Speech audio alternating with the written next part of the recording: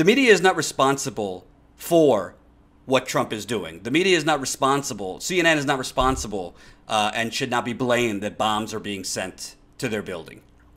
And another bomb, again, today, to the post office. But there's also something else attached to this. You know, you have the corporate media. Whenever there's attacks, whenever there's a terrorist attack or a mass shooting or whatever, you'll hear this talk about we need to increase civility. And I talked a little bit about this in my marathon live stream yesterday. And press the share button. Let's get this out to more people. Press share on Facebook. Press share on YouTube. But, I mean, this is the same corporate media who's now bemoaning the lack of civility that literally gave $5 billion in free airtime to a man on a daily basis, pushing out Islamophobia, racism, misogyny, sexism, and just lunacy. So, again, I'm being very clear. I don't think CNN is to blame that bombs are being sent to them. I don't think any journalist, even ones that I think are bad journalists and bad at their job and corrupt, should be threatened physically or verbally. But all these panels about civility, well, maybe next time don't elevate. And by the way, it's not just during the campaign. Maybe the answer, and I'm not patting myself on the shoulder, but part of why I have chosen, both at the Young Turks and after the Young Turks, not to cover Trump 24/7, besides the fact that I believe we're going to build a journalistic revolution by covering everything that's being ignored by the 24/7 Trump media industrial complex. But part of why I don't cover every tweet and every ridiculous thing he says is because someone like Donald Trump feeds off of the attention. Insecure people, narcissists, fascists, racists, misogynists, sexists. Think of every terrible adjective you can have. They feed off of attention. They feed off of the coverage. If I live in New York, I don't know him, but I know of Donald Trump. This is where he came up in New York. You ask anyone in New York, any celebrity, any journalist, anyone in New York, Donald Trump, the main thing that he did as a businessman wasn't run a business. It was get on the phone and talk to the media. Because he literally would melt if the media wasn't talking about him, if the media wasn't writing about him, if the media wasn't foaming at whatever he was selling them. He needs to be in the headlines. That's what feeds his psychopathy. It's not a sociopath anymore. This is a psychopath. So, you know, when the media during a campaign, just for pure profit motives, and I write about this in my book, Corporate Con Job, which we're starting basically in the next week or two to make into paperback. So you're going to be able to purchase my book if you choose. All chapters are up right now, patreon.com/Jordan Sheridan, but we're also making it into a paperback as well as an audiobook. But I write about this in the book. You know, when you give for just pure profit and ratings motivations, when you give this man unlimited airtime, you are mainstreaming his fascism. You are mainstreaming that racism. You are mainstreaming that sexism. You are mainstreaming his enemy of the people. And you are getting that 24/7 into the minds of people like the MAGA bomber.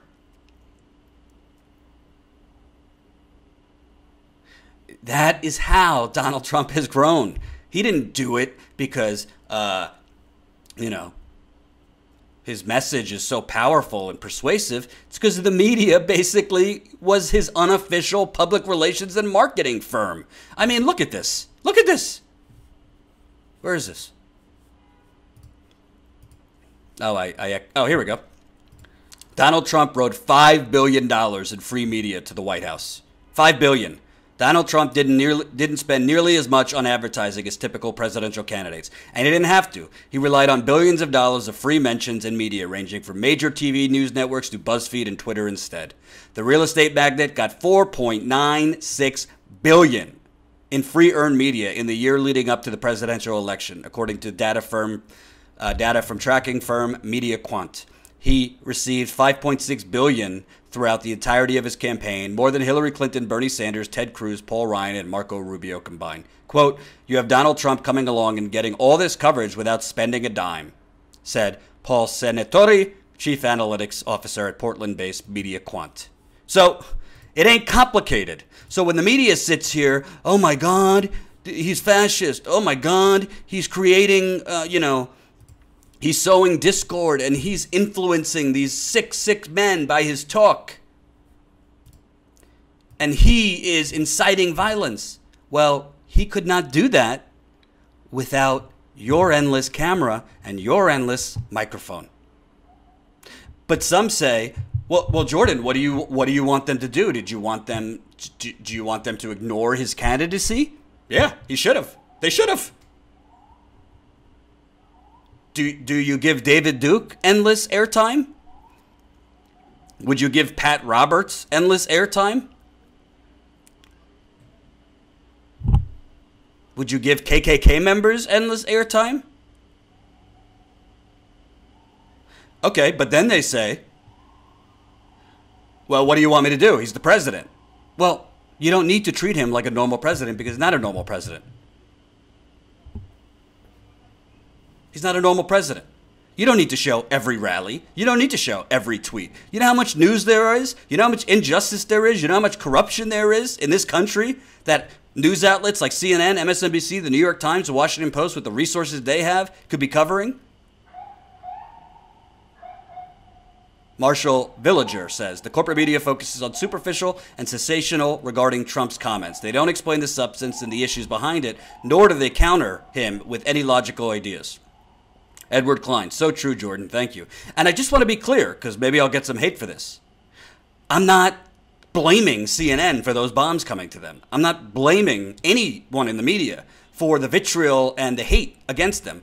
Tweets like this, honestly, if he wasn't president, the FBI would have to be looking into him right now. This is vile. There is no one to blame but Donald Trump for what I'm showing you right now. It's basically, it's not even a coded whistle to his supporters. That is basically telling your supporters, there's an enemy, we need to stop them. So I'm not blaming them, but you can do two things at once. So I could say there's no excuse for violence against CNN, journalists, threats, physical or verbal, against journalists or anyone else. We are here in a war of ideas, not of physical violence. But at the same time, when I keep seeing panel after panel with these elitist, very wealthy, mostly white people in the media, pox on Donald Trump. He's inciting violence. And, he needs to be stopped. Well, what about your role in this? You created this Trump monster. And after you created it, you have fed the monster and fed the monster and fed the monster. Now, I'm not saying have a media blackout completely of a president. He is the president. So every day he needs to be covered, of course. But the degree to which he's covered, this isn't news coverage anymore. This is literally a 24/7 reality TV show. If you ever watched the movie Ed TV, it basically had a camera on this guy named Ed 24/7. This is Trump TV. The news has become Trump TV. You'd be hard pressed to watch CNN, MSNBC, or any of these networks all day and see more than one segment that's not about Trump. And press the share button. Let's get this out to more people. This is a super chat, by the way, as a reminder, and we're definitely still rocking and, definitely still pushing this GoFundMe, which we are now at 18,000, 6,020. So, haven't had a contribution yet while we're live, but there's still time. So, I'm just saying, folks, two things can be true at one time. Let's not sit here. The problem with journalism is journalists, especially these East Coast quote journalists, is they never actually look in the mirror. After 2016, they didn't look in the mirror. Maybe there would have been a different outcome if, dare I say, the media gave Bernie Sanders a quarter of the coverage they gave Donald Trump.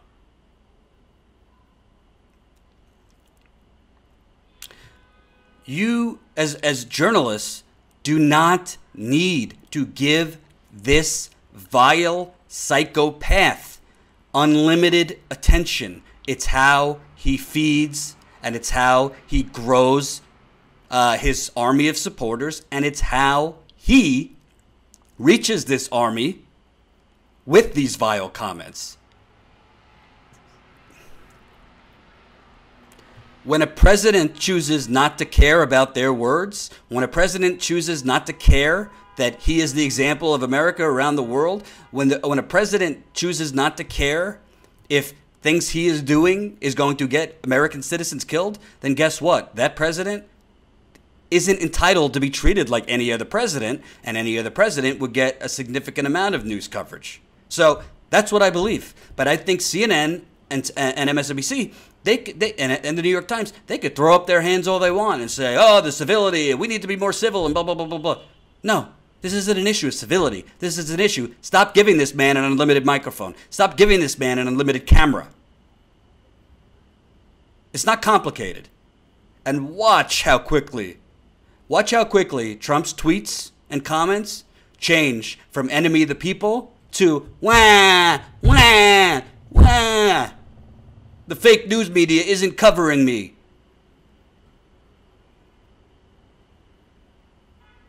But I got to say, maybe I'm a little naive, but I don't agree with CNN or MSNBC or the New York Times or any of these places. I think they're bad journalism. In most cases, I think they're propaganda. But I would hope that corporate outlets would defend independent journalists being threatened and have bombs sent to them. So I'm defending them, because I think if you're in the media, it's a great job if you do it right. It's a great opportunity, but it shouldn't be a line of work where you're getting bombs sent to your office, where you're getting death threats constantly. No one, whether you're a journalist or anything else, should have to go to work and worry that they're going to get killed.